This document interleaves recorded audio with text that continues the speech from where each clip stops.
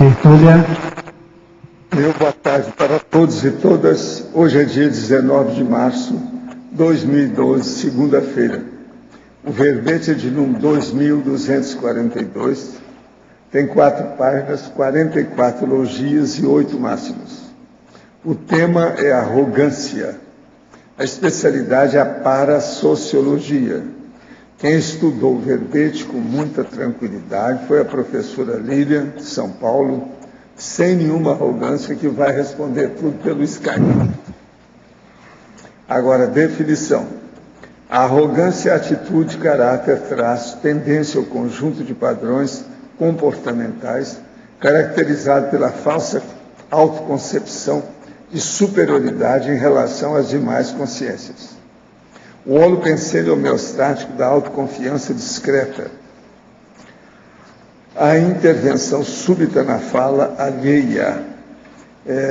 A incapacidade de ouvir os outros, a inadaptação para trabalhar em equipe, a dificuldade de pedir ajuda, a herança espúria da monarquia, a liderança pelo medo, a tendência inata da exacerbação, o arrependimento no final da vida, o predomínio da psicossomaticidade.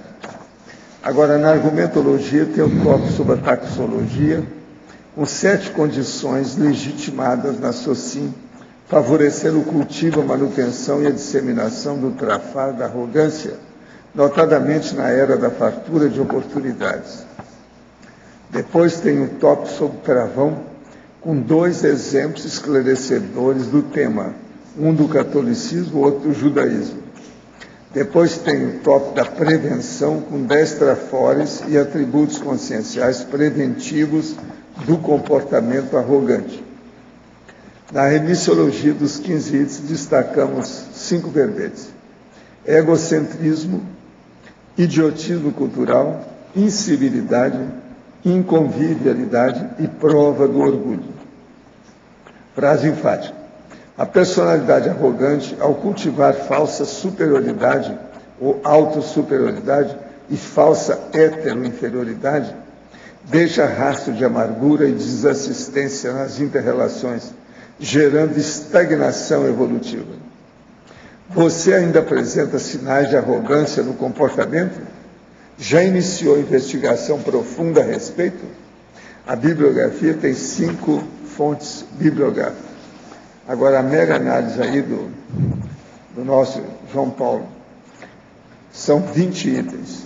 Prepotência, jactância, intolerância, desprezo, imodéstia, vaidade, imaturidade, anti-assistencialidade, anti-cosmoética, elitismo, apriorismo, autoritarismo, orgulho, insegurança, conviviologia, parasociologia, holomaturologia, ostentação, autossuperioridade e autoassédio.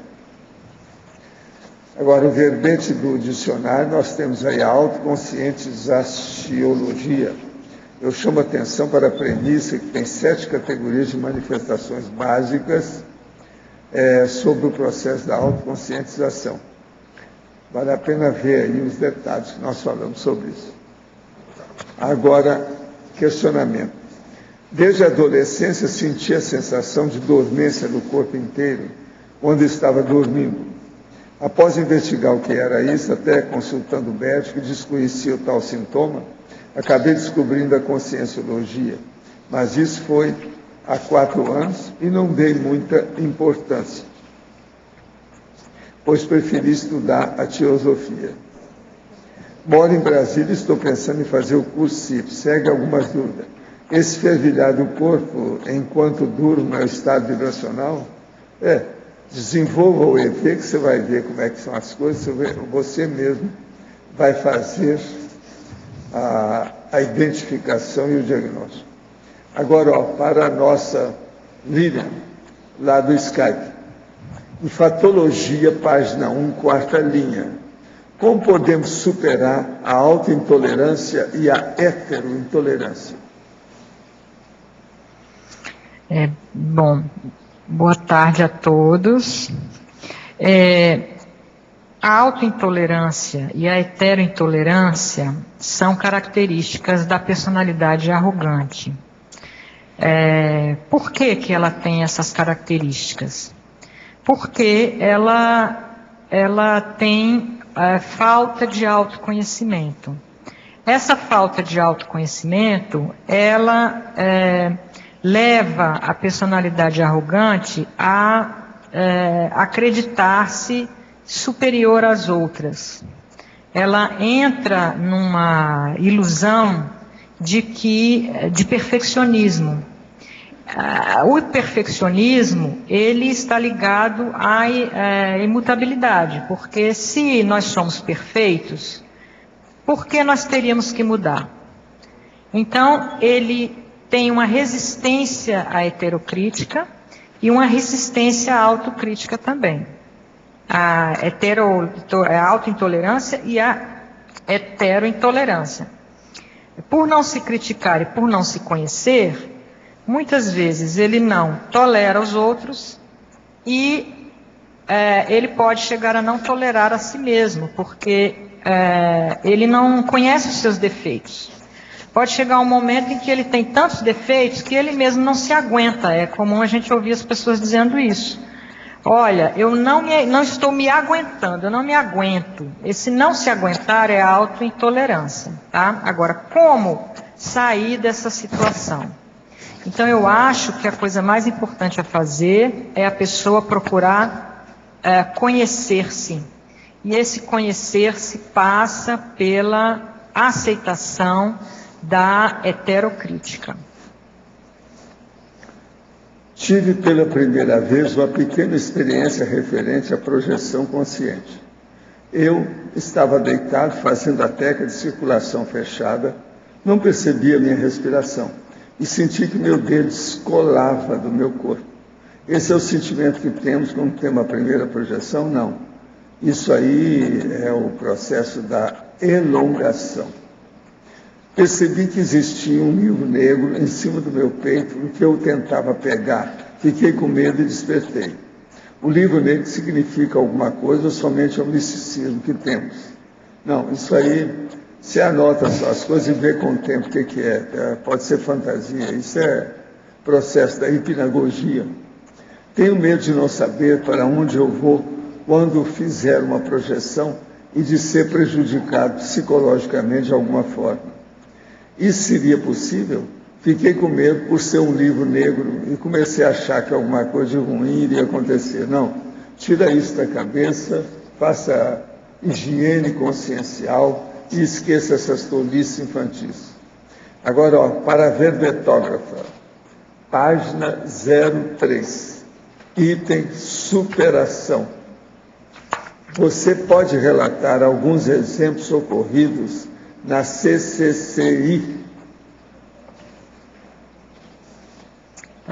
Do item superação.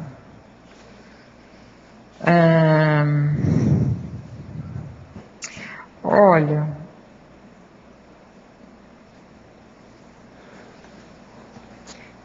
esse item superação é quando a consciência, apesar de uma pressão mesológica, de um condicionamento do local social de onde ela veio, onde ela nasceu e onde ela desenvolve a sua socialização, a sua compreensão da realidade, ela existem alguns locais que são predisponentes ao desenvolvimento da arrogância. Então, o que eu quis dizer com esse item superação é que a consciência ela não se limita necessariamente a essa pressão. Ela tem toda a condição de superar, de ultrapassar essa condição e de não se deixar levar por essa espécie de formatação da consciência que não é uma valorização social que vai ser internalizada nela da arrogância. Exemplos específicos eu não saberia dar, na CCCI, mas a gente pode pensar em todas as pessoas que, devido à sua origem social, e eu penso que a CCCI talvez é um local onde se cultiva o mental soma, se cultiva o trafar do conhecimento, e é um local também que, portanto, é preciso estar atento. Né, um dos locais onde é preciso estar atento para não entrar, né, no trafar da arrogância. Então, eu não tenho exemplos específicos para dar, mas eu acho que é preciso ficar atento na CCCI também com relação a esse item. Gente, eu entrego então a Lília para vocês. Pode falar. Lilian, tudo bem? Oi, tudo bem, professor Arlindo. Que cartaz o seu, Eu sou teletertuliana. Eu sou conhecido entre os teletertulianos. Mas demais. Então aqui na fatologia, você tem a primeira linha da fatologia aqui na página 1.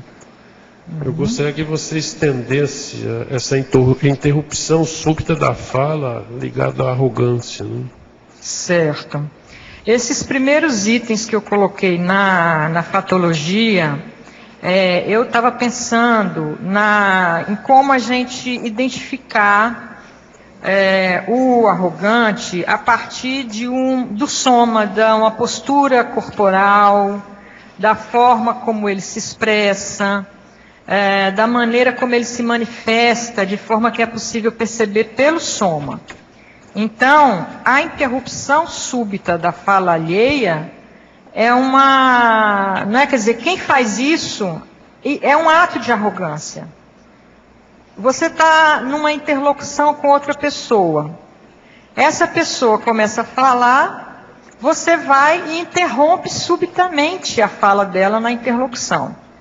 Isso já é um ato, no meu entender, de arrogância. Ele já indica que a pessoa ela tem alguma coisa de arrogante, porque isso não se faz. Né? Numa interlocução equilibrada, fraterna, isso não se faz. Então você já pode ficar desconfiado que aquela pessoa tem um lado, alguma coisa, alguma dimensão em que ela é arrogante. Tá, ok. Agora, na binomiologia, na página 2, a segunda linha, a arrogância explícita no binômio roupa do rei e pele de asno relatado no conto infantil. Certo. Bom, esse conto infantil, Pele de Asno, é um conto, ele sintetiza muitas coisas da época na qual ele foi escrito, ou seja, na Idade Média. E essa história, ela, no meu entender, quando eu estava escrevendo o verbete, eu fiquei muito reflexiva com relação. Ele apareceu, né, durante o trabalho que eu estava fazendo, e ele marcou bastante, porque a história desse conto, ela, no meu entender, ela mostra a ideia do exagero que é característico da arrogância. Então, a arrogância, ela é um exagero, no sentido de que a pessoa, apesar dela ter trafores, dela ter consciência desses trafores, ela exagera na autoestima que ela tem por conta desses trafores. Mas, nas seriexes, no desenvolvimento evolutivo dessa pessoa durante todas as vidas, ela pode exagerar para o lado oposto. Ou seja, quando ela descobre que ela não que ela não é tão perfeita, tão superior às outras como ela acreditava, então ela vai exagerar na autovitimização. Né? Então é aí que entra a pele de asno, quando ela é autovitimizadora ou genuflexa, ou do outro lado oposto, quando ela é arrogante, ou seja, quando ela está na roupa do rei.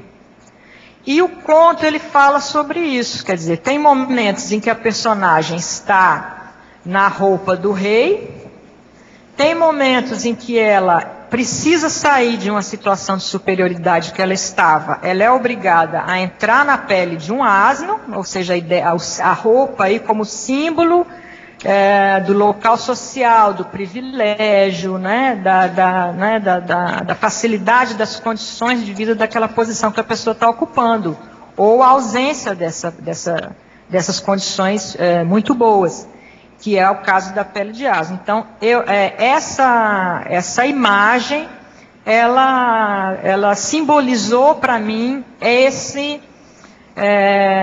a ideia desse exagero em que o arrogante sempre, em geral, ele tem a tendência de sair de um extremo e ir para o outro, sem fazer aquilo que é necessário na realidade, que é encontrar um equilíbrio, né, entre os seus trafores e entre esses dois extremos, que vai ser na realidade quem ele é de fato. É isso que ele precisa encontrar. Tá ok. Parabéns aí, obrigado. Obrigada, professor.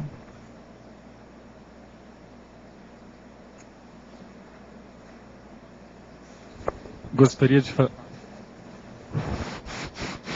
Professora Jader, aqui na efeitologia, tecnologia, as técnicas de autocontrole e interassistência. Eu entendo que a interassistência ela ajuda muito a eliminar essa arrogância, porque você passa a olhar mais para o outro, com o intuito de fato de ajudar de alguma maneira.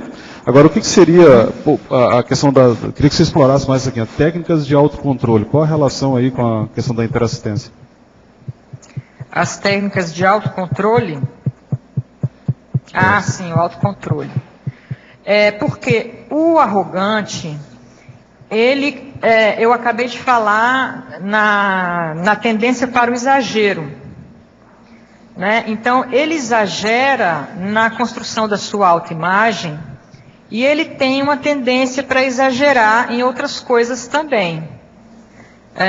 Então, ele precisa muito de autocontrole. É o autocontrole que vai segurar essa tendência de exagerar que o arrogante tem. Certo, mas eu entendo a questão do autoconhecimento, mas autocontrole, a pessoa que geralmente ela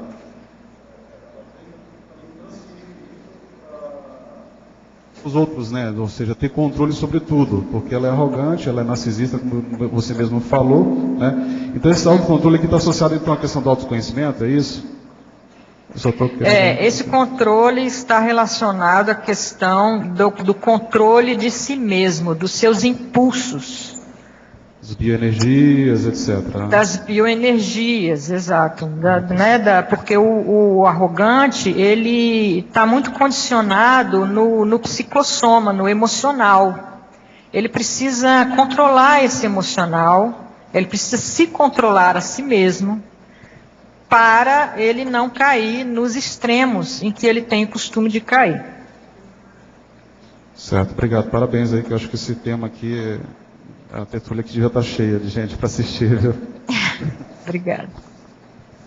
Oi, Lilian, Cláudia. Oi, Cláudia. Na efeitologia, na página 2, você poderia dar uma aprofundada no efeito das carências de autorreconhecimento? Certo. Olha, pela psicologia, a arrogância, ela é um desvio de personalidade. Então,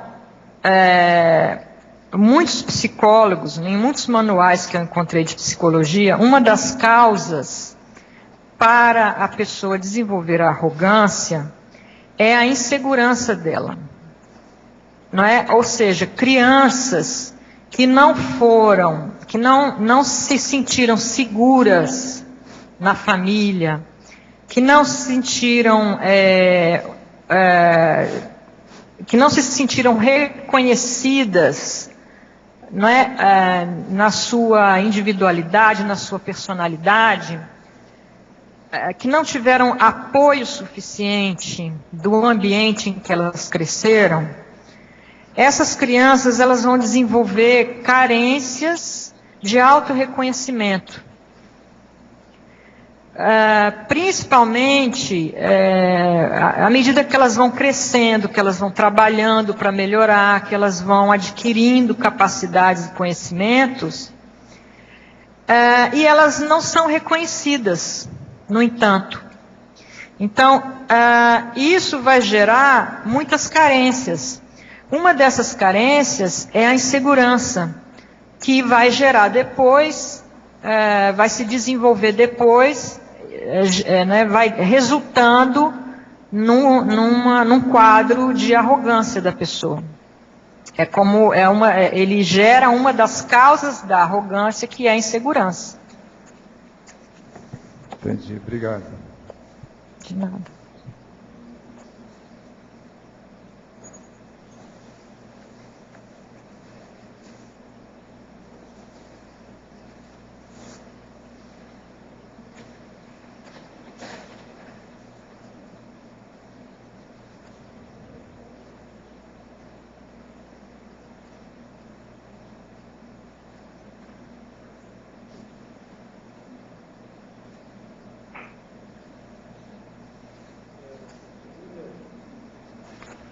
Lilian, Oi.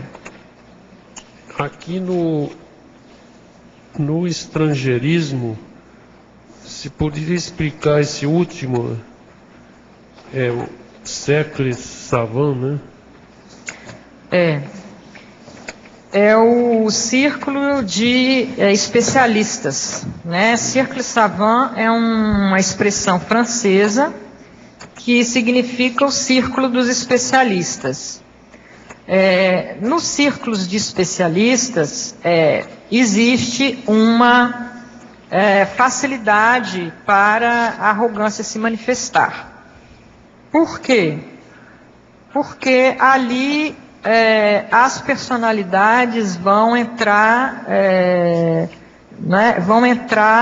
naturalmente numa concorrência. Em primeiro lugar, eles vão se diferenciar da grande maioria de pessoas que não fazem parte, que não têm essa especialidade. Então, eles são uma elite do conhecimento. E entre eles vão... Isso já gera arrogância por si só. Isso já predispõe à arrogância. E ainda entre eles vão desenvolver concorrência ou competição para impor suas ideias, né? Pode haver é muito comum haver nos círculos de especialistas essa tendência ao desenvolvimento do ego, né? Das pessoas, porque elas estão reunidas por conta de um trafor que elas têm, de uma qualidade. E essa qualidade, que em geral ela é reconhecida socialmente, porque o conhecimento é um valor social. Inclusive eu coloco na bibliografia o livro do Pierre Bourdieu, que é um sociólogo francês, que explicou muito bem a existência desses capitais sociais que dentro da sociedade têm um valor, e as pessoas que conseguem obter esse capital de alguma forma durante a sua vida na sociedade, elas são mais valorizadas do que as outras, né? O conhecimento é um desses capitais. Então, dentro dos círculos de especialistas, das pessoas que têm conhecimento, vai se desenvolver de forma muito frequente, quer dizer, nem sempre, mas de forma muito frequente, vai haver essa tendência para que as pessoas comecem a entrar numa concorrência de ego e isso pode desenvolver a arrogância naquele meio. Ela pode passar a ser aceita, ela pode passar a ser uma condição banal no sentido de que as pessoas não mais se incomodam com ela. Elas não mais se incomodam com os exageros, com as faltas de educação, com as indelicadezas que são geradas por por exemplo, no caso, uma pessoa sábia, mas que é arrogante, ou seja, sábia entre aspas, né? Porque os verdadeiros sábios, eles não podem ser arrogantes. Obrigado. Realizei 2 cursos, o primeiro sobre EV e o segundo sobre energizador lúcido. Ambos me auxiliaram a abrir a sensibilidade. Durante os cursos, percebi presença do lado esquerdo da nuca, gerando sensação de peso e ardência. Após essa ocorrência, comecei a exteriorizar a energia. Levantei a mão em direção à região do incômodo e um tempo depois meu braço direito começou a se mover muito rápido, como se estivesse me abanando. O que pode ter ocorrido? Com assistência dos assediadores. Bem claro. Guarda isso se aprender. Agora, para a Lilian, para a verbetógrafa aprofundar, por favor, a fatologia terceira linha, a incapacidade de ouvir os outros. As pessoas arrogantes, como elas têm uma autoimagem exagerada, no sentido de que elas se acham superiores às outras, elas podem chegar ao ponto de ignorar as outras. Elas não dão a importância que as outras pessoas têm. Elas às vezes não percebem a presença das outras pessoas, né? Então, uma maneira de se manifestar essa espécie de apagamento do outro que o arrogante faz é não ouvi-los, né? Então ele pode estar perto de pessoas, as pessoas estão ali, as pessoas podem estar querendo ajudar, ele pode estar querendo ser ajudado, está sendo ajudado, mas ele não percebe, porque ele não tem consciência adequada dos outros, porque ele acha que ele é mais importante do que os outros em todas as situações. Agora, na fatologia quinta linha, a dificuldade em pedir ajuda. Esse ponto é interessante, porque está ligado, inclusive, essa questão que eu acabei de falar, da incapacidade de ouvir os outros, né? Quer dizer, todos esses itens, eles estão ligados à falta, né? Quer dizer, a coisa central que eu queria colocar nesse verbete, quer dizer, que ele é voltado para a parapsicologia, para essa especialidade, que é a dificuldade de convivialidade que o arrogante tem. Ele tem muita dificuldade de conviver. Ou seja, ele tem dificuldade de atuar em grupo. Uma das razões é essa, que eu acabei de colocar. Ele não tem uma adequada consciência do outro. Ele acha que o outro, ele não considera a manifestação do outro adequadamente. Ele sempre acha que a contribuição do outro é inferior, é menor, né? Isso leva a essa dificuldade, quer dizer, de quando ele está precisando de ajuda, ele acha que o outro não tem condições de ajudar, porque ele é inferior. Ele precisaria de alguém à sua altura para ajudá-lo. Mas é muito difícil encontrar essa pessoa, porque ele é perfeccionista, ele acha que ele é perfeito. O resultado é que ele acaba tendo dificuldade de receber ajuda. E essa dificuldade de pedir ajuda vem desse fato. Agora, comentar, por favor, a síndrome de narcisismo inserida na sindromologia. Sindromologia, síndrome do narcisismo.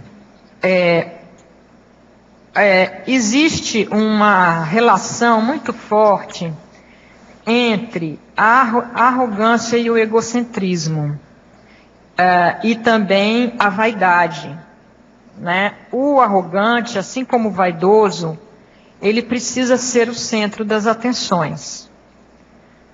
É por aí que existe essa conexão com o narcisismo, que no caso do arrogante pode chegar a se tornar altamente patológica, de forma que ele caminha em direção a um auto-isolamento cada vez maior, que é patológico. Agora, ainda, tecnologia, página 2, segunda e terceira linha. A técnica da reciclagem consciencial e a técnica de saber dar a banana technique na hora oportuna. Bom, a primeira técnica, a técnica da reciclagem consciencial. Essa técnica é fundamental. Eu posso dar o depoimento da minha própria experiência. Só quando eu fiz uma reciclagem consciencial adequada é que eu consegui descobrir o quanto eu era arrogante. Porque nós podemos ser arrogantes em diversos níveis. Eu já tinha descoberto os níveis mais, vamos dizer, grosseiros de arrogância, já tinha resolvido. Mas foi preciso uma reciclagem profunda para eu perceber que se eu quisesse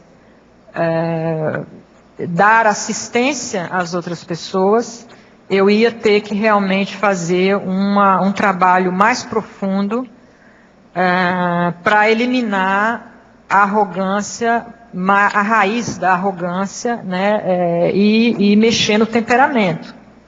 Então, enquanto eu não fiz isso, eu não consegui dar a assistência adequada que eu desejava dar para as pessoas. É por isso que a reciclagem consciencial, ela é, no meu entender, fundamental, porque mesmo que a gente trabalhe a arrogância, sempre ela pode estar, como era o meu caso, enraizada muito profundamente, e nesse caso não adianta a gente ficar com métodos superficiais de trabalho da consciência. Você precisa ir mais fundo.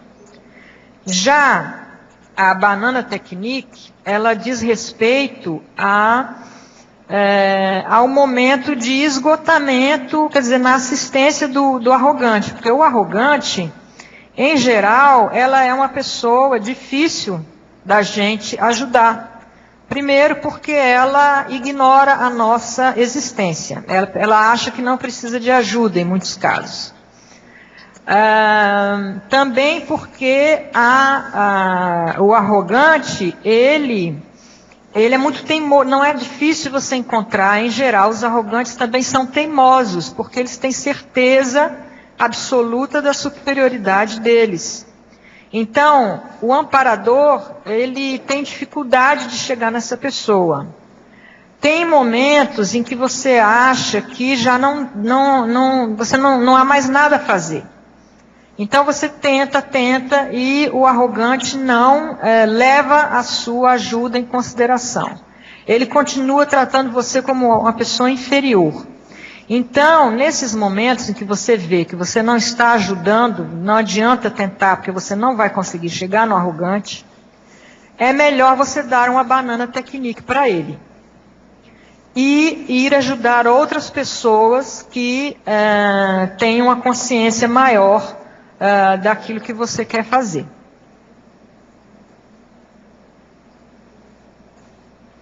Lília, na penúltima linha da fatologia, você fala da autoestima homeostática.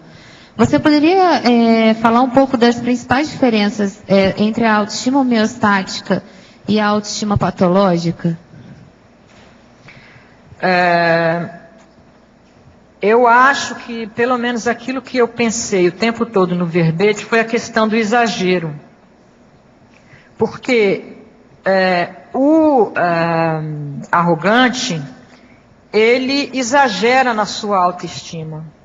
Muitas vezes os arrogantes são pessoas que têm qualidades, são pessoas muito inteligentes, ou elas têm alguma coisa que elas sabem fazer muito bem, e elas sabem muito bem desse valor que elas têm, existe um reconhecimento social desse valor, então elas já podem se colocar numa posição de superioridade naturalmente pela própria posição social que elas ocupam. E isso leva a uma autoestima natural. Muitas vezes aquelas pessoas que eram inseguras na infância, na socialização, elas desenvolvem um trafor, elas desenvolvem uma especialização em que elas ficam muito boas naquilo, para fugir dessa insegurança que foi gerada na infância, para construir a sua identidade em torno daquela atividade. Então, isso pode levar a uma autoestima exagerada, que é o caso da arrogância. Né? Então, a pessoa pode chegar a resumir a personalidade dela àquele trafor, ou aquela qualidade socialmente legitimada. E ela deixa de pesquisar, de estudar as outras dimensões da personalidade dela, da consciência dela. Então, ela começa ela tem uma autoestima, mas essa autoestima, ela não é homeostática. Em primeiro lugar, ela é exagerada. Em segundo lugar, ela é definida de fora para dentro, ou muitas vezes ela pode ser definida com relação a tentar corrigir uma coisa, né, um trauma do passado, ou uma condição de inferioridade no passado, que ela vai tentar corrigir, e aí vai gerar uma autoestima que nem sempre é homeostática. Né? Então, a autoestima homeostática é uma autoestima na qual aquilo que nós realmente somos coincide melhor com a imagem que nós temos de nós e que nós mostramos para as outras pessoas. Porque a autoestima que não é homeostática, ela está sempre desajustada e sempre existe algum tipo de exagero na autoimagem que a pessoa faz de si mesma. Obrigada. De nada. Eu queria fazer uma pergunta para a verbetógrafa. Pois não. Página 1, fatologia. Na quinta linha de baixo para cima, a tendência inata da exacerbação. Pronto, tem a ver com o exagero. Né? Existe uma tendência inata, muitas vezes, né? Às vezes é uma coisa que já estava presente em vidas passadas. Nesse caso, a gente tem a arrogância como uma tendência inata. Uma tendência inata a exacerbar, a exagerar, a perceber o mundo e manifestar-se no mundo de forma exacerbada, exagerada, além da medida. Aí, nesse caso, a arrogância pode até estar misturada com o temperamento da pessoa, como você falou, né? De tão enraizada que pode estar. Exatamente. Daí, na sua experiência, qual que você até escreveu lá a prevenção, né? Os 10 itens.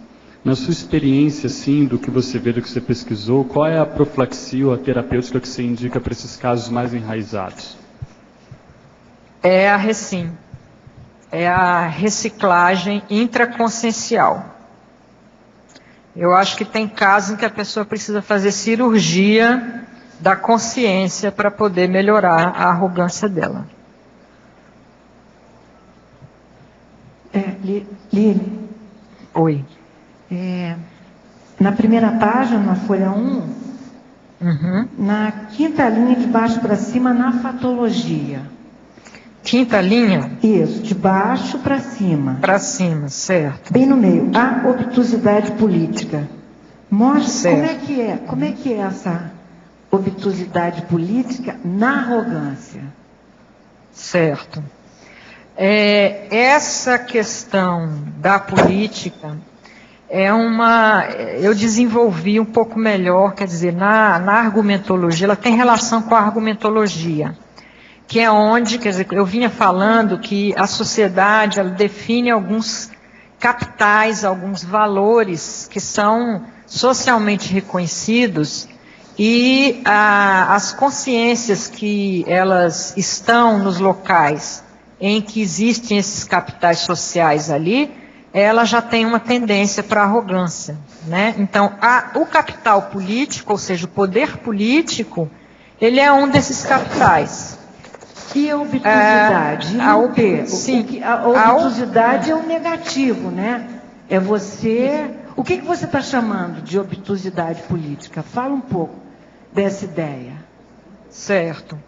Obtusidade é fechamento, é encerramento, é uma restritividade, enfim, tem a ver com, é uma visão política pequena, restrita, fechada. Então, essa sectária também? Sectária também, quer dizer, tudo que restringe a ideia, da política, como a gente pensa, democrática, ampla, que todas as pessoas possam participar, cosmoética, né?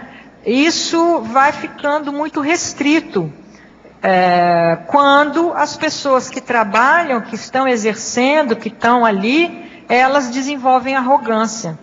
Então, as pessoas arrogantes na política, elas geram a obtusidade política geral delas mesmas, do grupo, dos conjuntos, vamos dizer assim, que elas querem governar. Seja um grupo pequeno, seja uma cidade, seja um país. Se a pessoa é arrogante, se as pessoas que estão ali exercendo a política, elas se deixam levar pela arrogância, essa política vai ser obtusa. Você pensou em algum ícone, algum símbolo do momento aqui no Brasil, que seja esse obtuso político e seja arrogante? Alguns, né? Eu acho que se a gente pensar... começar a pensar, depois da sua explicação... especificamente, mas... Eu fiquei pensando em algumas figuras carimbadas. Muito obrigada, Lília, pela explicação. Tânia, pela pergunta. Pensei em retomar meu relacionamento de 1 ano atrás, porém comecei a sentir energia de conflitos íntimos, melancolia, processo energético mais denso e ideias fixas. Quando pensava em deixar a ideia de lado, senti um alívio em relação a isso. Isso está ocorrendo. Nesses casos, o melhor é deixar a ideia de lado realmente. Olha, o melhor é você esquecer isso e partir para outro. Você tem só um rapaz de 19 anos, esquece isso. Todo mundo está vivendo 100 anos, você está com 20% da vida. Está agora preocupado com ela disso. Ai, amor, romantismo. Isso aí é falta de experiência. Espera mais um pouco, muda. Se você já mudou, não volta atrás. Essas coisas é o melhor que você faz. Outra coisa, tem muita moça nesse mundo. Tem mais mulher do que homem. Pensa bem, 19 anos. O que você quer? Esse aqui já está querendo arranjar problema com 19 anos. O que é isso? Cai em si, você tem que amadurecer. Dá um jeito. Agora, para a Lília, a verbetógrafa, poderia comentar na binomiologia, página 2, terceira linha, o binômio mestre-escravo. Binômio mestre-escravo. Pronto, mais uma vez eu faço referência a posições sociais. Há grupos, né, que são socialmente definidos. Então, a personalidade exagerada, ela pode se fixar né, numa posição de mestre e, nesse caso, ela vai atrair pessoas que têm tendência para ser genuflexas, né, para serem adoradoras, né, para dedicarem totalmente, né, as suas consciências em função do outro. Ou o arrogante também pode, quando finalmente ele percebe que a imagem que ele tem dele mesmo não corresponde com a realidade, ele pode querer mudar, e aí ele pode, como ele não tem autocrítica, não sabe como fazer autocrítica, ele pode cair no lado oposto e tornar-se alguém, e auto-vitimizar-se, tornando-se alguém genuflexo, adorador. Então, pode exagerando, mais uma vez, que é a tendência dele, para o lado oposto. Então, isso pode acontecer numa mesma vida, e eu imagino que pode acontecer também nas vidas sucessivas. Né? As consciências que são mestres, elas podem vir sempre mestres, ou elas podem vir também como escravos em outras vidas. Crescendologia, página 2, segunda linha. O crescendo, autodeterminação, orgulho, autossuficiência. Esse crescendo, né, ele é um crescendo patológico. O que eu quis sublinhar com ele é a questão de que o arrogante, ele muitas vezes é uma pessoa que tem uma energia pessoal forte, vontade e determinação. Mas se ele se deixa levar pelo orgulho, né, por essas tendências a acreditar-se superior aos outros, essa vontade, essa energia que ele tem, ao invés de se tornar uma independência ou uma autonomia sadia, acaba se transformando em autossuficiência, ou seja, ele acha que ele se basta e que ele não precisa de ninguém. A verbetógrafa, como lidar com a pessoa arrogante? Olha,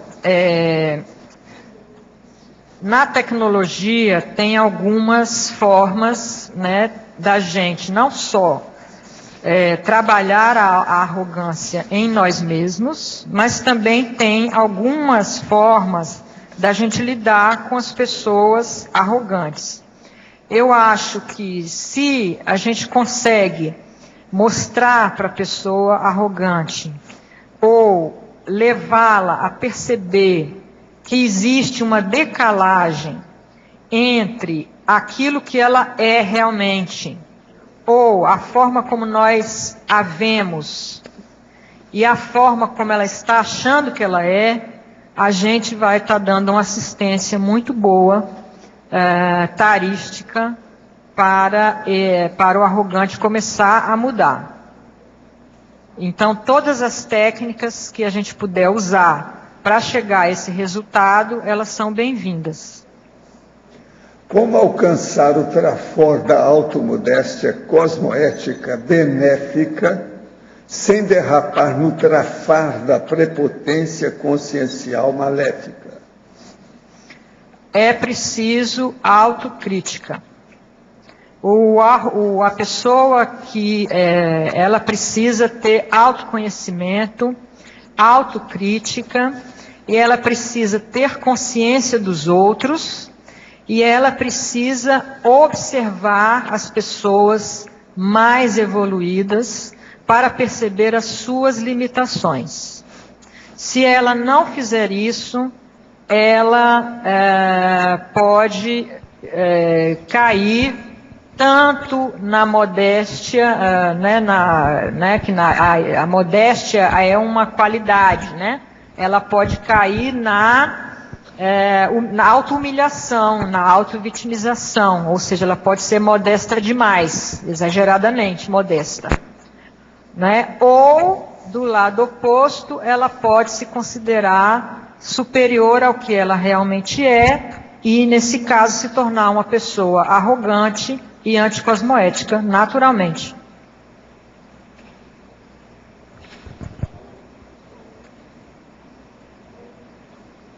Tá dando? É o seguinte, a verbetógrafa. Eu queria que ela explicasse o primeiro item da estrangeirismologia. Vamos lá. Estrangeirismologia, o primeiro item. A fierté méprisante. É uma expressão francesa que, na tradução literal, a gente pode chamar o orgulho desprezível. Então, ele faz, eu achei que essa expressão, ela faz uma alusão à arrogância, porque o arrogante, ele não é somente orgulhoso, mas ele também despreza as outras pessoas. Esse orgulho ao mesmo tempo, um pacote só. Ao mesmo tempo que ele se acha melhor do que ele realmente é, ele também, junto no mesmo pacote, ele despreza os outros. Então eu acho que tem uma relação forte com a arrogância, essa expressão. Professor Valdo, vamos discutir a crase no dicionário, o verbete do dicionário, entendendo que no primeiro item, na definologia, com relação a si mesma, creio que não vai crase, até porque não precisa não, né?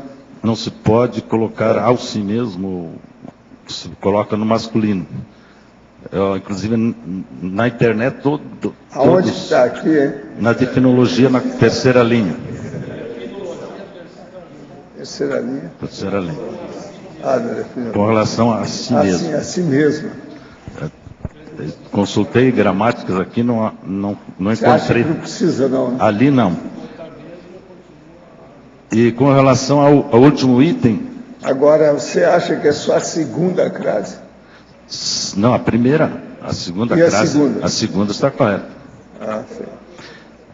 Mas na conclusão, aquela possibilidade à mão, isso aí é discutível porque até esses dias eu consultei para escrever à mão, não vai crase. E ali... Tem gente que usa, né? Inclusive tem um exemplo aqui na gramática, costuma escrever cartas à tinta e não à máquina, tudo sem crase. Mas aqui não... O que vocês acham? Isso aí não cabe, só alguém que poderia definir melhor, porque... Que eu saiba, todo mundo, a maioria usa, né? Porque aqui não é escrever, é uma possibilidade à mão, como posso dizer, se está à mão. A mão é a mesma mão. Ao pé. Aí é pode a mão ser... que escreve, é a mão que mata, é a mão que afaga. A mão. Como é que fica? Para mim, tem. Sim, eu acho que aí tem... Essa não estou de acordo com você. De vez em quando eu dou desconto nele. Essa aí eu também estou em dúvida, mas dá para entender aqui que está correto, porque pela possibilidade à mão. Não é escrever à mão, é diferente a frase. Não encontrei na gramática nenhum exemplo. As coisas que eu estudei, tudo tem. Eu acho que tem. Essa aí está correta, sim. Me interessa. É a vovozinha. Mas olha, vai olhando para mim, fala aí todo dia. Urubucena, tá? Você está me ajudando. Vamos nessa.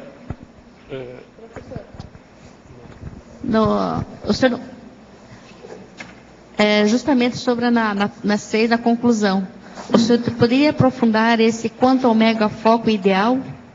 Como identificar esse megafoco ideal?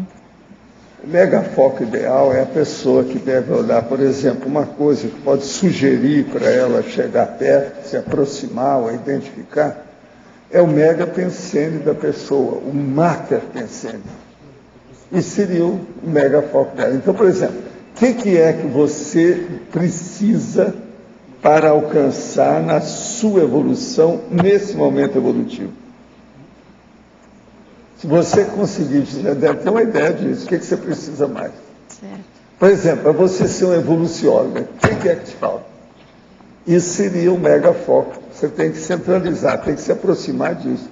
Tem que fazer a confluência de tudo que você faz para essa meta, esse rumo.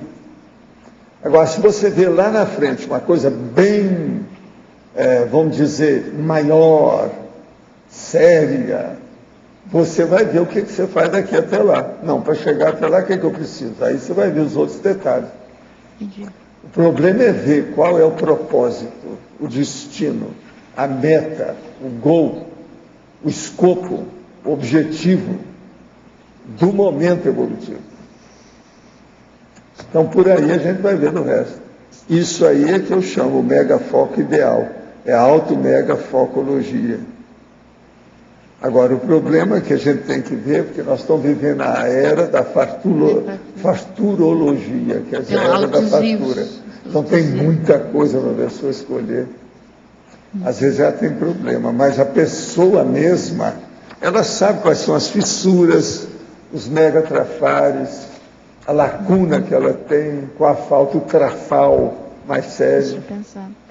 Então, primeiro a gente tem que ver o gol, depois você olha o megatrafal, aquele que está te faltando mais para pegar, para você alcançar, para você conquistar. Todo mundo tem que estudar isso com muito amor e carinho, e ser muito realista, bastante autocrítico. Esse é o caminho, não tem jeito. É por aí. Agora, para a Lilian, a síndromologia, página 2, na primeira e segunda linha, a síndrome do infantilismo. O que o infantilismo tem a ver com arrogância? Olha, as crianças em geral, elas são arrogantes. Elas não sabem ajustar, né? Elas ainda não têm uma identidade construída, né? Elas ainda dependem muito dos outros e elas, exatamente por isso, elas estão muito centradas nelas mesmas, nas suas necessidades, principalmente as crianças pequenas, né? As crianças até os 4 anos de idade, elas precisam chamar a atenção dos pais de todas as formas para que elas se sintam bem. Então as crianças, elas choram, elas chamam a atenção para si mesmas, por quê? Porque elas ainda não têm condições de autonomia.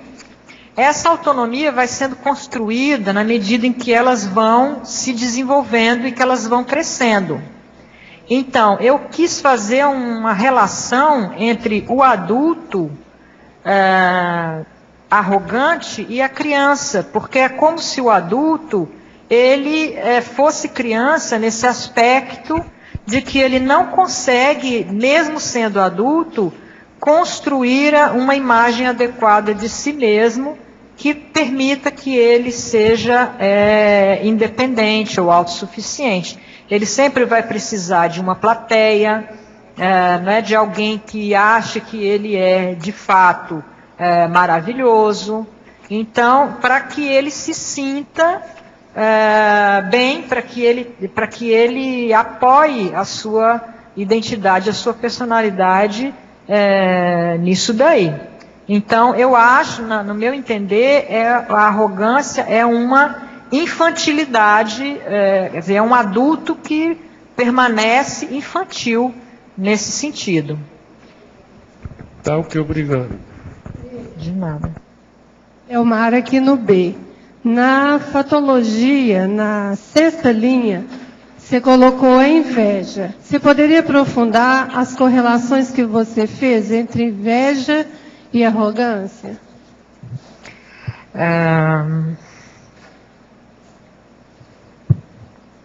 Certo. Existem no verbete também outros pontos em que eu faço referência a essa espécie de mecanismo que muitas vezes a gente encontra no desenvolvimento, na manifestação das pessoas arrogantes.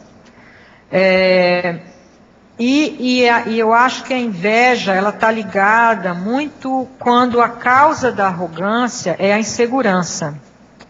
Porque a pessoa, por não ter segurança de quem ela é, de não ter essa certeza e de ser insegura e de precisar se apoiar em outras pessoas, e de não ter esse apoio que ela precisou num determinado momento, vamos dizer, na infância, no desenvolvimento dela, ela acaba fazendo uma autoimagem de si mesma que é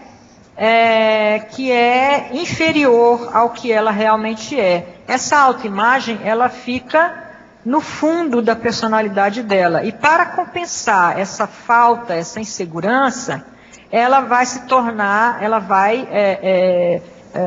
fazer questão de exagerar, de mostrar para as pessoas tudo de bom que ela tem. E esse tudo de bom, esses trafores que ela vai desenvolver, essas coisas positivas, como eu já coloquei em outro momento, elas vão reduzir a manifestação consciencial dela. A consciência que ela tem de si mesma vai ficar reduzida a essa qualidade, e essa qualidade vai fazer com que ela vai servir como um ponto de apoio para a construção da personalidade dela. Se ela tiver qualquer problema, vamos dar um exemplo, é uma secretária muito eficiente, tá? É uma pessoa que tem problema de insegurança, mas ela se desenvolve na parte do trabalho como uma pessoa, como a qualidade dela. Ela vai ser reconhecida por isso, ela vai o tempo todo dizer, olha, eu não sou, por exemplo, uma filha muito boa, eu não sou, por exemplo, uma estudiosa, eu não tenho outros trafares, mas o trafar do trabalho, de ser secretária, de ser uma excelente secretária, isso eu sou. Então, ela vai se apoiar nisso daí. Vamos supor que essa pessoa seja demitida, muitas vezes por uma causa até alheia à vontade dela. Ela vai perder a única base da sua personalidade.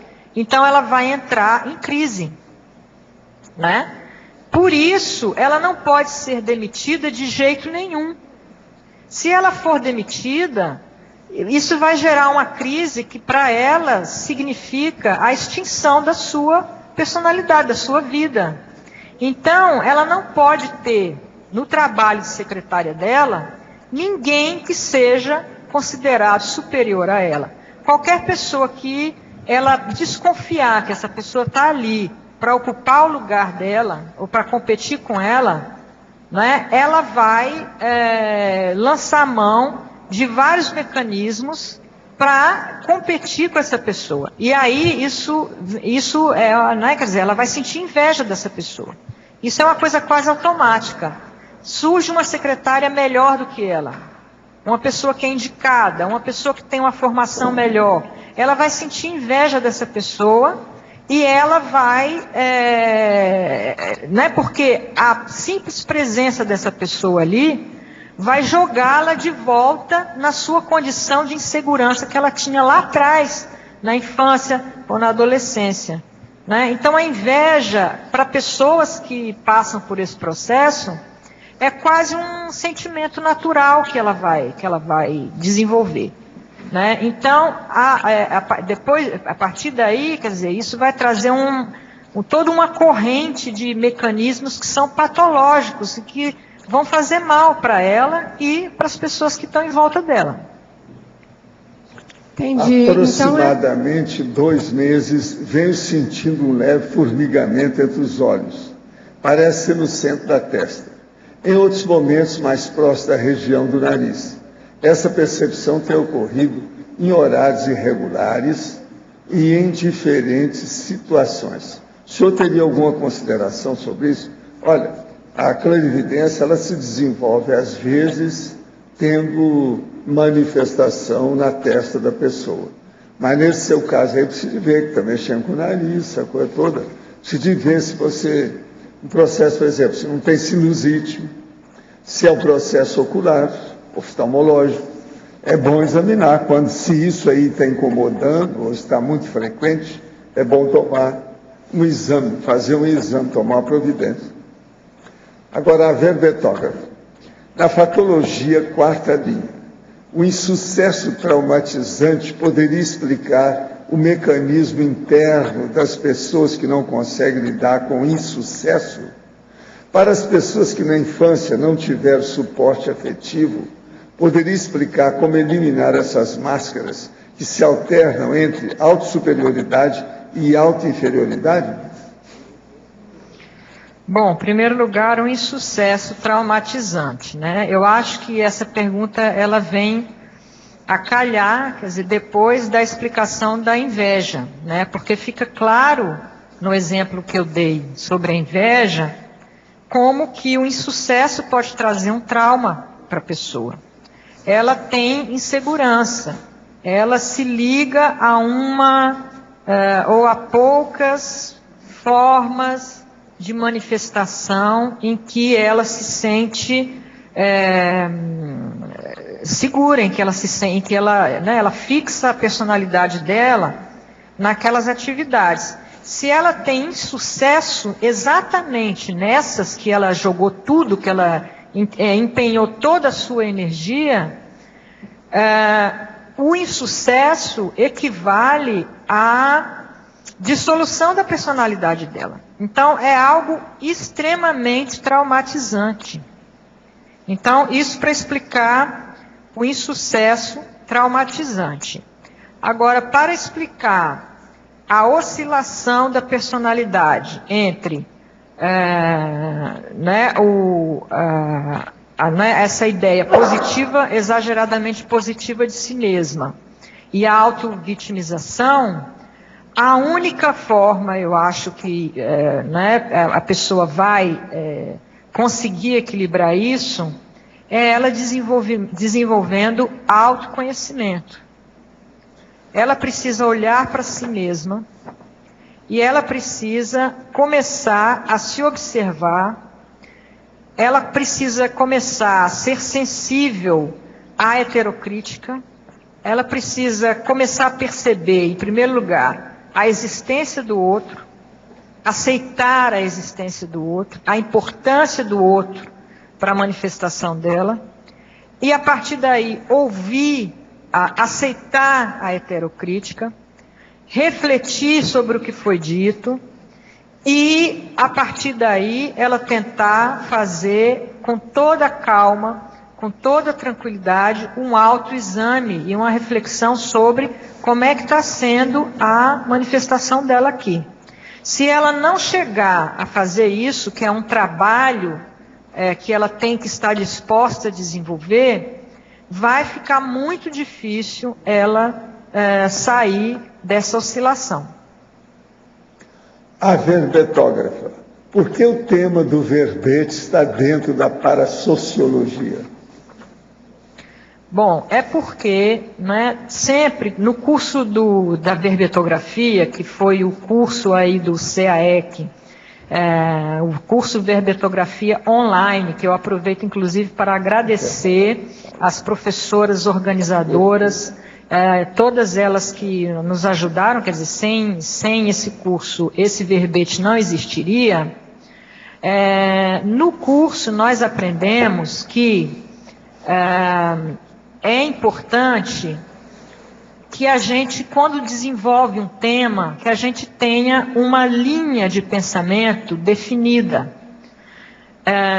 como eu sou socióloga de formação e professora de sociologia há muitos anos, e eu tenho uma carga de leitura bem significativa nessa área, e eu percebo muito fortemente a importância dos mecanismos sociais, reforçando a arrogância na consciência individual, eu decidi optar por essa linha, né, em que eu tentei trabalhar não só aos mecanismos, como, né, de surgimento, de desenvolvimento, as consequências da arrogância intraconsciencial, né, e interconsciencial, ou seja, ligada à conviviologia, e a partir daí uma visão um pouco mais ampla, uma visão sociológica, em que a gente consegue ver o efeito dessas distorções no funcionamento dos grupos sociais e na sociedade como um todo.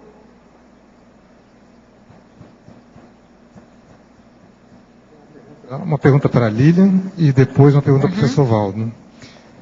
Primeira, Lilian, aqui na página 2 do seu verbete, na tecnologia, segunda linha, você fala a técnica do relato autobiográfico. É o quê? A gente fazer uma retrospectiva, ver o que a gente tem de traço, de arrogância. Como é que você usa essa técnica dentro da arrogância aqui, do assunto, do tema? É isso aí mesmo. Foi uma técnica que eu usei. Então, eu acho até que existe um verbete, eu assisti uma tertúlia sobre esse tema.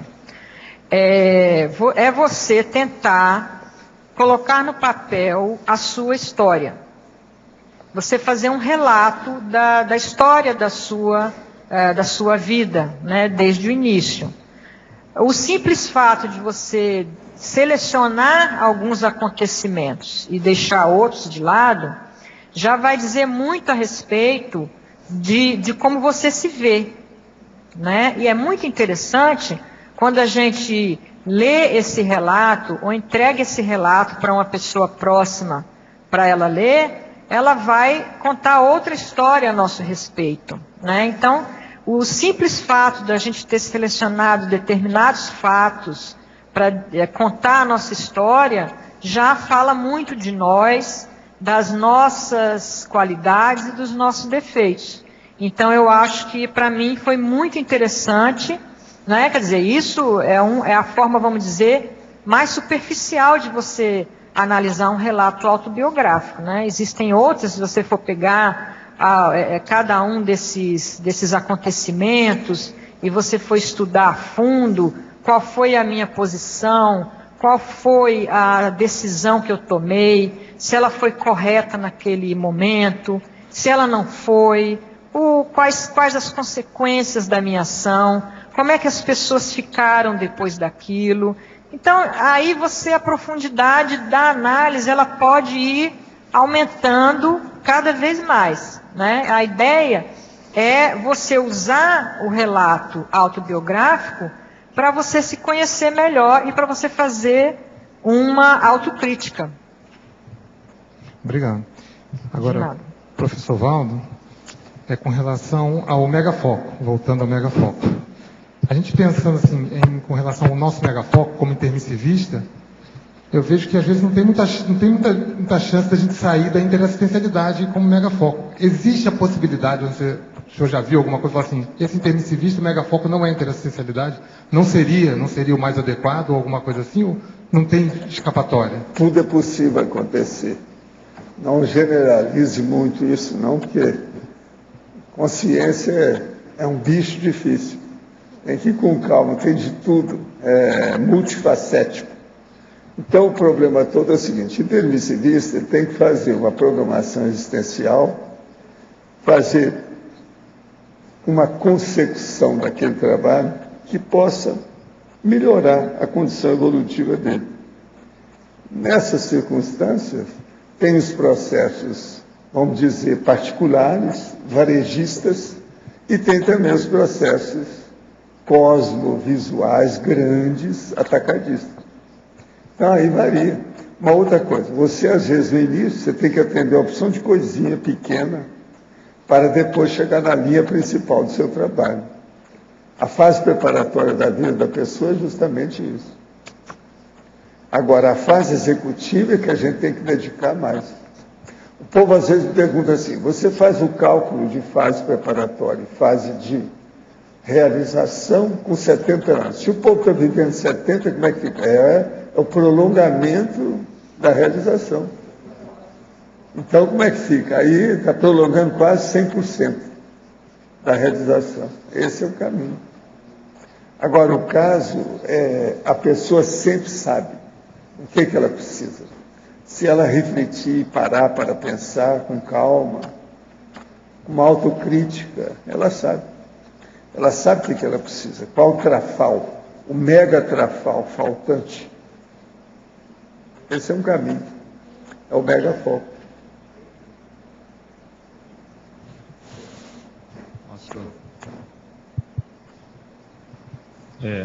Lilian, Oi. Gostaria de perguntar referente à relação da arrogância e da vaidade intelectual, se você observa uma correspondência entre esses dois.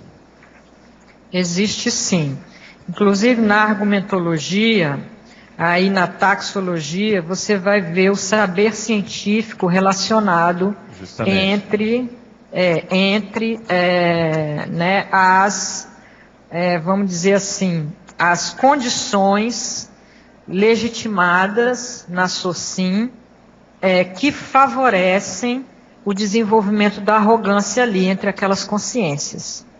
Então, o saber científico existe também o verbete sobre, eu acho que existe um verbete sobre a arrogância do saber. Ou essa expressão, ela está colocada em diversos pontos da enciclopédia. Então, esse tipo de arrogância é bem conhecido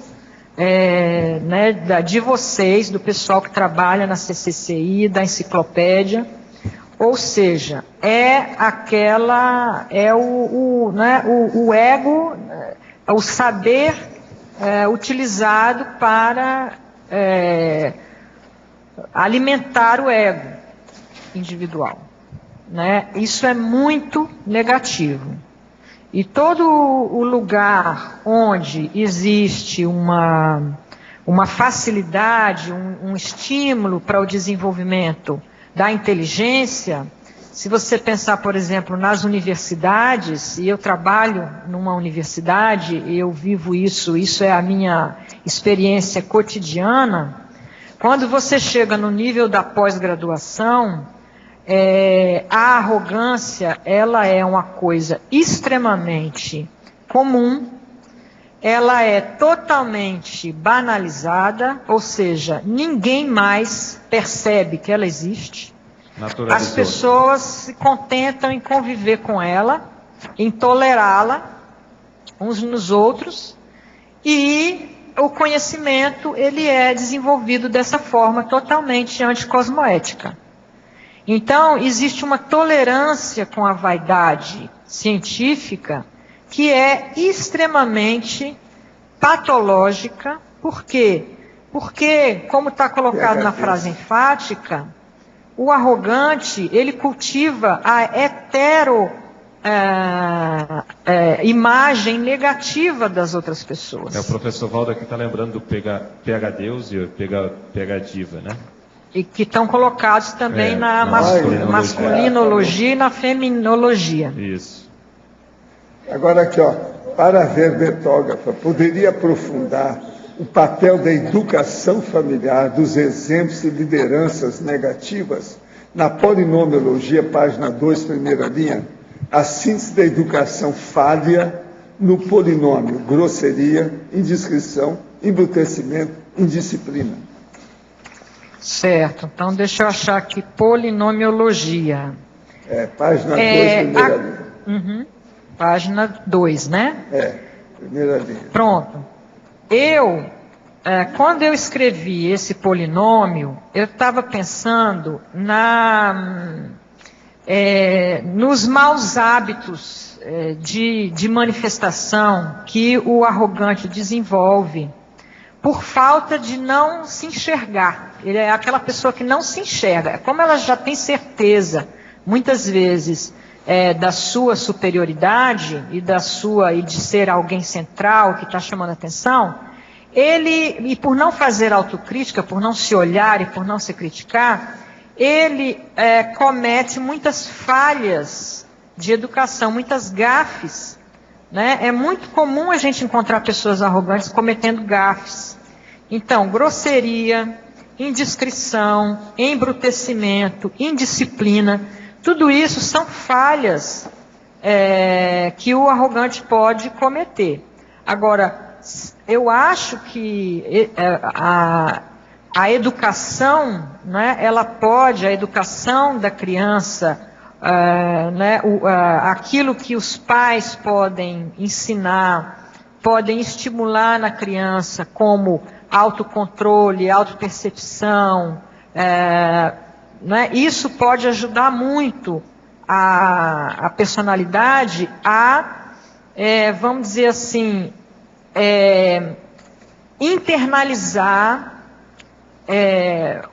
métodos de autocontrole, de autoobservação, para que isso seja de tal forma internalizado, que mesmo se ele tiver outro tipo de insegurança, que vai gerar arrogância também mais tarde, pelo menos esse tipo de coisa ele não vai cometer. Então eu acho que a educação, ela é essencial. Alô, aqui no ar.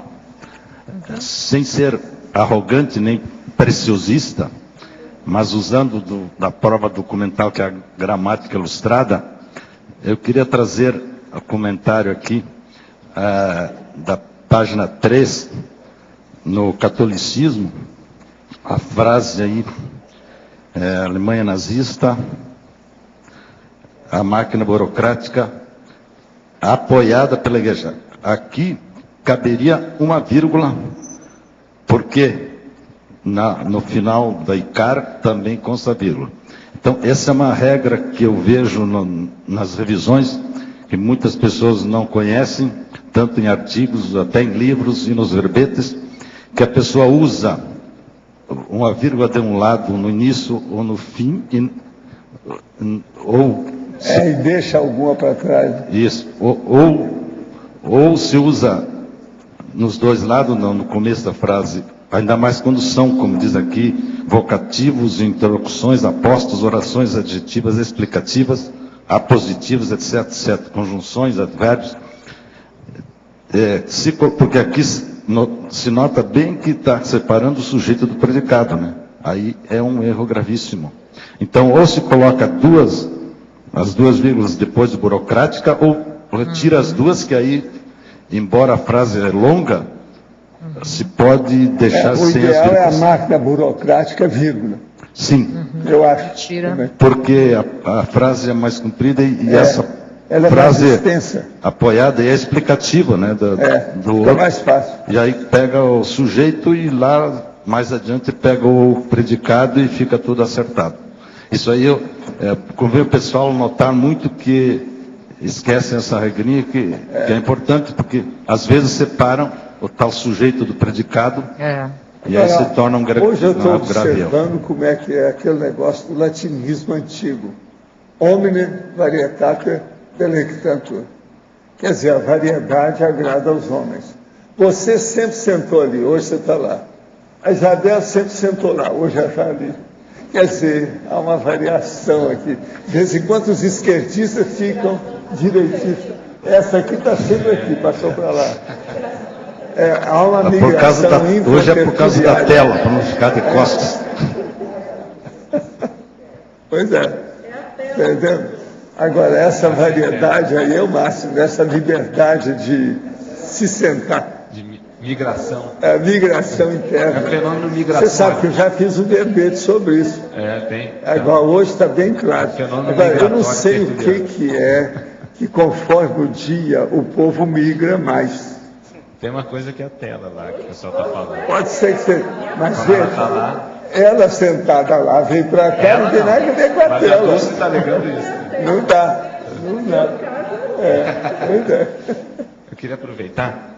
Lilian, nas sindromologias, caberia aqui também a síndrome do ostracismo?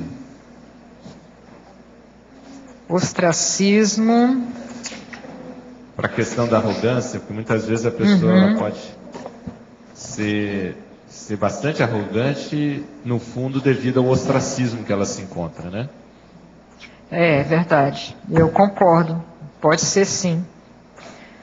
Até porque não são raras as histórias de pessoas que tiveram muita importância social na juventude, na fase adulta, e quando elas entram na velhice, elas vão perdendo, né, elas vão sendo superadas pelos jovens que vão chegando e que vão, né, competindo com eles e entrando no lugar deles, e essas pessoas acabam entrando no ostracismo, e isso para elas é um trauma muito grande. Agora, como os arrogantes são muito teimosos, também não é difícil você encontrar pessoas muito ranzinzas, muito mal-humoradas, né? Aqueles idosos mal-humorados, ranzinhos, que continuam se achando muito superiores aos jovens, né? Mesmo eles já não estando atuando mais. Então eles continuam, eles acham tudo, né? Tudo que é novo é ruim. Aquilo que era feito antigamente, ou seja, que era feito por ele, era muito melhor. Então, isso é bastante comum você achar também entre as pessoas arrogantes. Por isso que eu acho que o ostracismo, ele tem uma relação também. Então, fica aí a sugestão para... Obrigada, eu vou acatar. Eu acho que também realmente encaixa bem ali. Bibliotrógrafa, uma pergunta aqui. Em relação à definologia, você coloca ali, caracterizado pela falsa autoconcepção de superioridade. Mas uma pessoa que realmente é superior a outra em algum critério, algum quesito, ela pode ser arrogante? O que diferencia aí numa definição para outra? Pronto. Esse ponto eu tinha tentado, eu pensei nisso, foi uma ideia que eu refleti a respeito. Inicialmente eu tentei colocar como um item de uma paradoxologia ou como um contraponto na argumentologia. Mas eu acho que eu não consegui elaborar de uma forma adequada. Então, eu acabei incluindo essa ideia, se não me engano, em algum outro ponto. Depois eu vou até ver onde foi para te dizer, porque eu teria que procurar. Mas tem algum ponto, eu não sei se foi a binomiologia ou na trinomiologia, que eu tentei colocar essa ideia de alguma forma, que é o seguinte: as pessoas que querem sair da média, que querem sair da mediocridade, que querem fazer alguma coisa melhor, elas podem ser vistas como arrogantes pelas demais. Tá? Mas isso é mais raro, é mais difícil. Agora, isso pode acontecer, né? Pessoas mais evoluídas, que estão tentando fazer um trabalho melhor, que estão tentando dar assistência às outras, com mais cosmoética, avançar com relação às outras na evolução, ela começa a incomodar demais. E esse incômodo, ele pode ser traduzido como uma imagem de que ele é arrogante. Isso a gente pode conseguir exemplos disso daí também. Você quer saber a diferença com relação à arrogância anticosmoética, né? É justamente isso, quer dizer, isso não é arrogância, na verdade, não é uma verdadeira arrogância, né? É o efeito de um real desenvolvimento daquela consciência. Se ela ficar restrita à média apenas para não ser chamada de arrogante, ela está agindo anticosmoeticamente, no meu entender. Então ela tem que enfrentar as críticas, nesse caso, e fazer de fato aquilo que é mais avançado, mais evoluído, bom para todo mundo. Agora, se ela acha que não é possível, ou seja, que ela está incomodando demais e que esse incômodo não é positivo para as outras pessoas, é melhor ela ir para outro lugar, ela deixar aquele lugar e trabalhar num lugar onde ela possa não é fazer o trabalho de qualidade que ela quer fazer tranquilamente. Então, isso é bem diferente da arrogância, que é um desvio da personalidade que vem de uma autoimagem errada da pessoa, que é ela pensar que ela é superior ao que ela realmente é. Ela ter uma imagem exagerada, superavitária com relação ao que ela realmente é. Então, nesse caso, a diferença é essa. Uma é cosmoética e a outra não. É patológica. Lilian. Oi. Por gentileza. Na fatologia, na segunda linha, de baixo para cima, você poderia explicar melhor o amor próprio salutar? Poderia. Bom, como eu já coloquei em vários momentos, a insegurança é uma das causas da arrogância. E a insegurança, ela gera uma falta de amor próprio, que a pessoa vai tentar compensar fazendo alguma coisa muito bem, né? Mesmo que ela faça aquela coisa, não porque ela gosta de fazer, ou porque ela sinta que ela tem talento naquilo, mas porque ela precisa de construir uma imagem para ela. Então, isso vai gerar, quer dizer, ela vai, o amor próprio dela vai estar baseado nisso, né? Numa coisa um pouco artificial.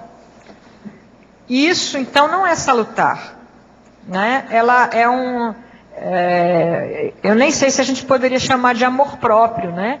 É uma imagem satisfatória, é um gostar de si mesmo. Olha, eu gosto, para citar aquele exemplo da secretária, eu gosto da secretária eficiente que eu sou. Eu gosto de mim por causa disso, porque eu sou uma secretária eficiente. Esse meu lado me agrada, me satisfaz, e eu amo, então eu tenho amor próprio nesse aspecto, né? Mas não é salutar, porque ele é fruto de um desvio, de uma descompensação, né? E o amor próprio salutar, ele é desenvolvido, ele só pode ser desenvolvido dentro de um equilíbrio, né? E não de um desequilíbrio, de um desvio da manifestação consciencial. Agora, ó, esse processo de equilíbrio é muito importante. Eu quero dizer para vocês uma coisa que já aconteceu comigo. Tem uma senhora que chegou para mim e falou assim: olha, eu acho que eu estou cumprindo tudo da minha proex, estou chegando no livro, eu estou satisfeito com o que eu fiz. Aí eu viro para ela e falo assim: e o que você pretende? Como é que é? Ela falou assim: não, eu pretendo ter pelo menos 1 mês de férias de volitação quando eu dessomar. Eu aplaudia, eu desejo que você alcance isso. Gente, isso é possível, por que não? Pensem bem. 1 mês de férias de volitação, depois que eu dessomar. Presta atenção. É um turismo extrafísico, com calma. Só observando as novidades, atualizando as fofex, as fofocas extrafísicas. Vocês já pensaram bem como é que vai ser? Hein? Agora veja, eu virei para ela, no fim, a última questão que eu levantei foi o seguinte: você acha que você vai ficar 1 mês inteiro? Você vai aguentar? 1 mês inteiro? Não, e a volitação, ela mesma fez questão de dizer, a volitação. Cada pessoa tem seu gosto, até que o gosto dela não é de jogar fora. Uma pretensão nobre, aí, ó, sem nenhuma arrogância, é isso?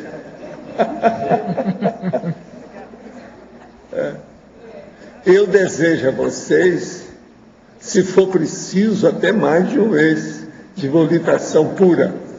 Tá certo? Se for preciso, sei lá, né? Essa do preciso acabei com tudo. São as paraférias.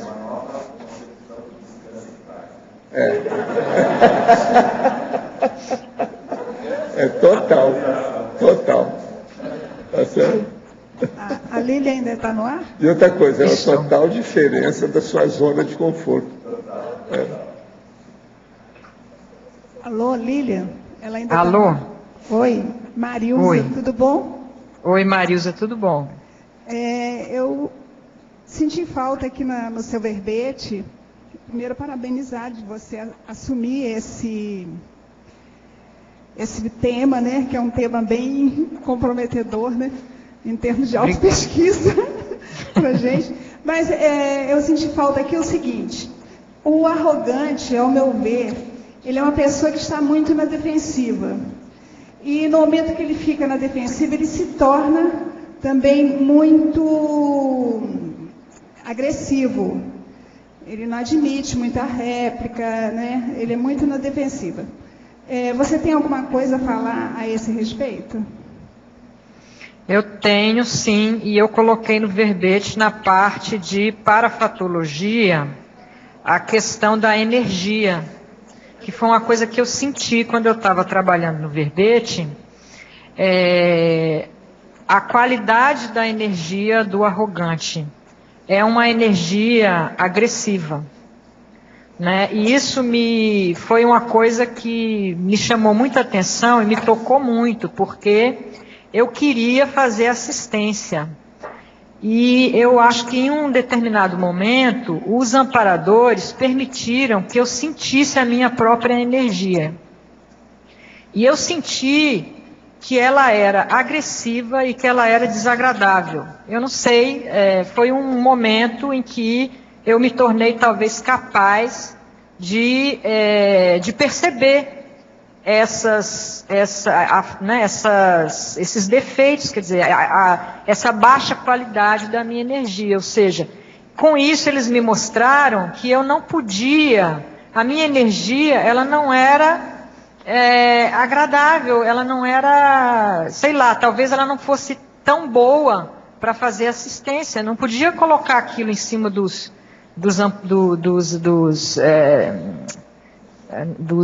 amparandos, das pessoas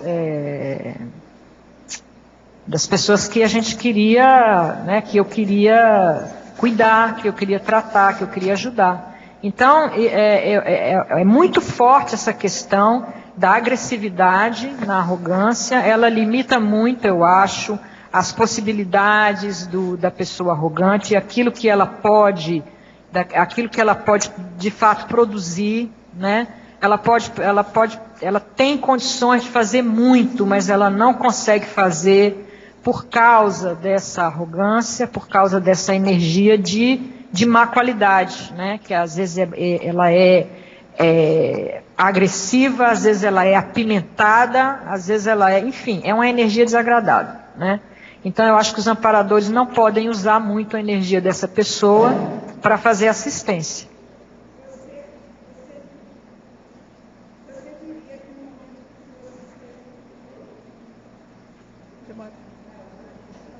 Oi. Você está dizendo que no momento que você fez a identificação do seu padrão de energia, que não estava compatível com a sua intencionalidade na assistência, a partir daí você fez o seu upgrade consciencial? Exatamente. Muito bom. Muito parabéns para você. Obrigada. A verbetógrafa, eu queria fazer uma pergunta, ao mesmo tempo talvez seja uma colocação. Quando você fala que a arrogância ela tem uma energia muito forte, e partindo desse pressuposto, você concorda que pode causar também doenças fisiológicas, a questão de uma arrogância junto com o assédio moral? Que eu acho que essas duas coisas estão muito próximas, né? Se a pessoa tem uma ascensão em cima de uma outra, seja como patrão, empregador, ou pai, ou mãe, e ela com essa arrogância, junto com essa questão do poder, pode causar também consequências físicas? Eu acho que sim. Eu não pude tocar nesse assunto diretamente, porque eu não saberia fazer o caminho que vai levar à arrogância, que é um desvio de personalidade, que é um exagero de personalidade, até a doença física, a manifestação de uma doença física. Mas eu percebi, eu tive essa intuição durante a escrita do verbete muito forte, de que se a pessoa reproduz esse padrão energético durante muito tempo, durante muitas vidas, eu não tenho dúvida que isso pode gerar algum tipo de doença.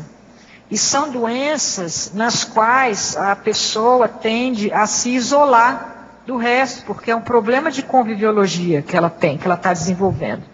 Então, eu não sei, mas eu penso que a esquizofrenia, o autismo, esse tipo de doença em que as pessoas elas se fecham e elas não trocam mais com quem está perto delas, elas podem, sei lá, ter algum ingrediente de arrogância que ajudou a pessoa a manifestar aquela doença. Eu digo assim, também nos outros, né, com quem ela se confronta, que se no também caso do pregador... Certamente. Certamente. Tem a depressão também, que ela não falou. A depressão, Agora, você fala lá sobre o auto-isolamento, que é justamente isso. Lilian, você comentou ainda há pouco, você citou a questão do Pierre Bourdieu, falou do processo da capital, né, o conceito capital. Outro conceito que ele desenvolveu e teve muita popularidade é da violência simbólica. Você vê que o arrogante, ele promove a violência simbólica também? Ele promove, sim, a violência simbólica. No livro do Bourdieu, ela é trabalhada a partir do conceito de ideologia. Né? Os grupos, eles desenvolvem formas de pensar, lógicas de pensamento, que faz com que essa crença a respeito, que podem gerar, por exemplo, a crença generalizada de que aquele grupo é superior aos demais. O objetivo disso é manter a estrutura social funcionando sem mudanças. Então, por exemplo, a elite, ela quer continuar no ápice da pirâmide, ela não quer uma mudança de comando na sociedade. Então, eles vão trabalhar, eles vão fazer uma espécie de marketing, né? Que eles vão gerar ideias das formas mais bonitas possível, através da propaganda, publicitária na mídia, através, enfim, usando todo o aparato técnico mais desenvolvido, porque a elite ela tem meios financeiros de fazer isso. Então, eles podem criar ideias, né, ideologia, que vai funcionar como uma ideologia, ou seja, uma ideia que se quer que seja verdadeira para todo o conjunto da sociedade. Mas aquela ideia foi criada por um grupo, para o simples interesse de manter-se na posição social de comando que ela está, dentro da estrutura social. Né? Então, existe produção e manipulação de ideias no nível social também. E a arrogância, ela tem tudo a ver com isso. Né? Porque o simples fato de, muitas vezes, você criar ideias falsas a respeito de alguma coisa que funciona na sociedade, só porque você quer continuar no poder, isso já é um ato de arrogância. Me veio aqui uma ideia do oposto disso, que seria uma agressividade passiva. Por exemplo, vou dar um exemplo, né?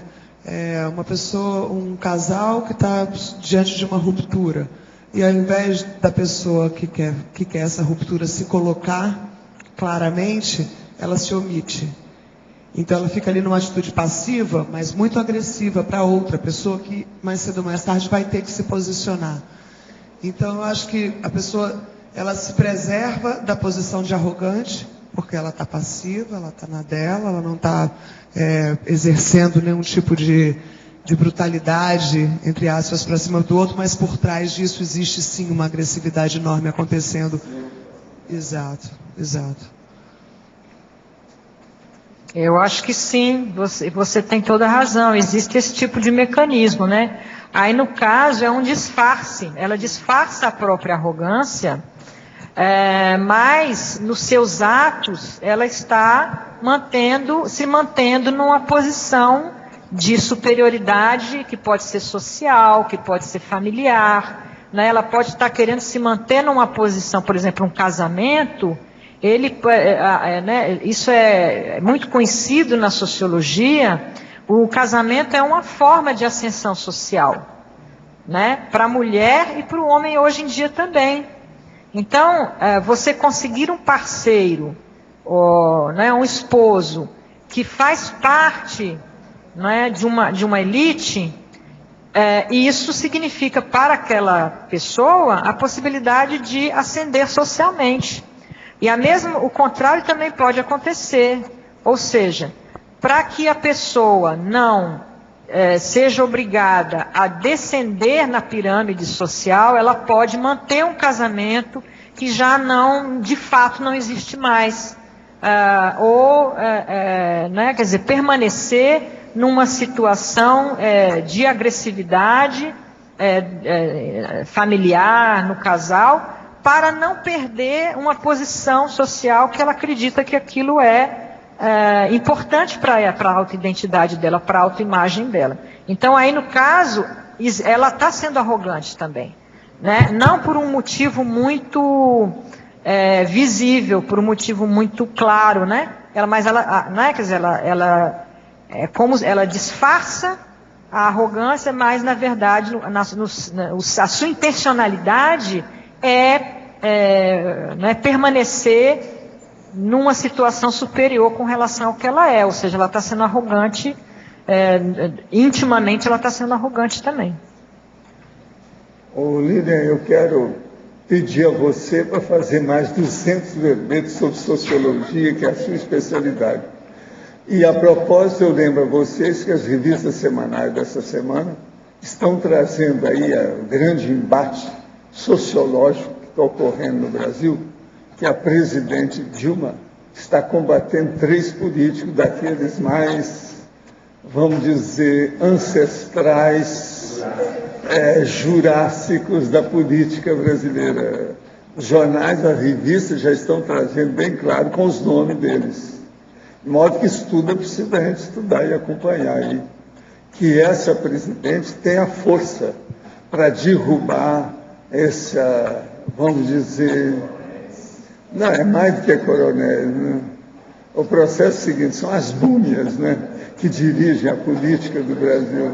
Isso seria o máximo, muito bom. De modo que mais 200 verbetes, né, ficaria mais adequado. Você é capaz disso. Obrigado, nossos professor. comerciais, por favor. Obrigado. Hoje tivemos 62 assinaturas no livro de presença, 21 perguntas presenciais e 17 perguntas online.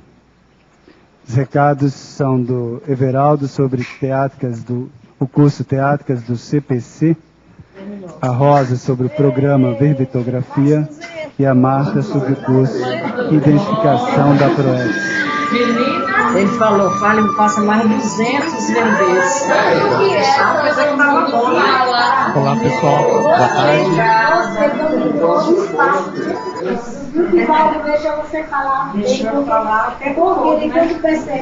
Olá pessoal, boa tarde. Eu gostaria de reforçar aqui o convite para o curso Teáticas do Código Pessoal de Cosmoética, que ocorrerá agora em Foz do Iguaçu. Esse curso ele oferece uma série de atividades práticas. É um curso, aliás, eminentemente prático para elaboração e aperfeiçoamento do CPC. Esse curso tem como principais objetivos auxiliar os alunos no autoposicionamento quanto à cosmoética pessoal, a aquisição de técnicas para a implantação do CPC na vida, ampliação da autocriticidade e qualificação da intencionalidade. Esse curso ele tem 2 módulos. O primeiro módulo ocorrerá entre o dia 23 de março e 25 de março. Aí nós teremos um intervalo e o segundo módulo entre o dia 25 de maio a 27 de maio. São apenas 20 vagas e maiores informações vocês podem entrar em contato com a recepção do SEAEC. Obrigado. Boa tarde a todos. Se você tem vontade, né, de mandar seu verbete para a Enciclopédia da Conscienciologia e mora um pouco longe de Foz do Iguaçu, você tem a facilidade agora de fazer o programa Verbetografia à Distância. Esse programa vai facilitar o entendimento da estrutura do verbete, vai te ajudar a entender técnicas, a compreender técnicas de elaboração dos itens para serem colocados dentro do foco do seu verbete e além do holopensene que a gente vai manter durante os 3 meses que vão decorrer do início até o final desse programa Verbetografia. Ele vai estar começando agora, na quinta-feira agora, né, no dia 22 de março. A aula inaugural será de 7h30 da noite até as 9h30, no qual a gente vai mostrar para vocês novamente, rapidamente, a estrutura do verbete. Todas as aulas já estarão disponíveis no site do CAEC, do virtual CAEC, no ambiente de aula do programa Verbetografia, e vocês poderão baixar essas aulas que já estão gravadas, assistirem essas aulas com calma, e às quintas-feiras, toda quinta-feira, durante esses 3 meses, nesse mesmo horário, a gente vai estar disponível online para vocês tirarem, então, todas as dúvidas que, porventura, tenham ficado, além da gente discutir toda a produção de vocês durante aquela semana.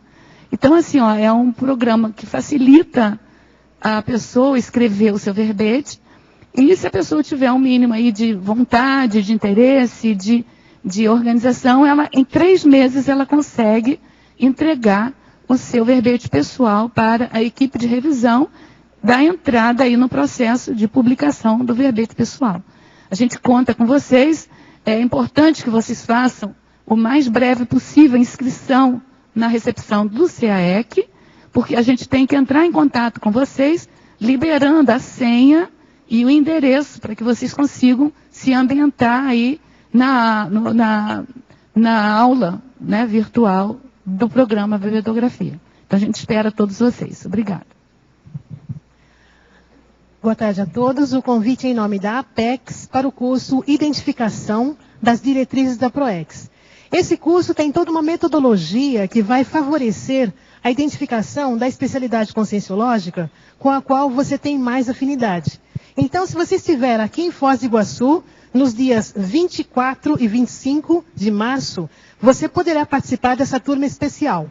Dentre os objetivos do curso, nós temos ampliar o rapport ou sintonia com os evoluciólogos, descobrir o papel individual na Maxi PROEX, definir o público-alvo da PROEX pessoal, facilitar o acesso dos alunos aos conteúdos dos cursos intermissivos, favorecer a identificação da linha pessoal da PROEX e também propiciar a reflexão dos fatores determinantes da PROEX.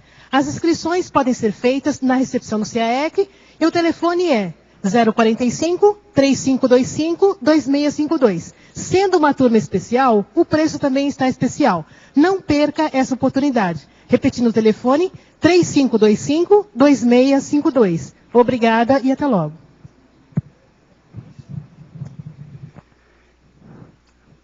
Para amanhã teremos o verbete Alto Portfólio Linguístico, uma especialidade inventariologia, de autoria do professor Otto Mendonça.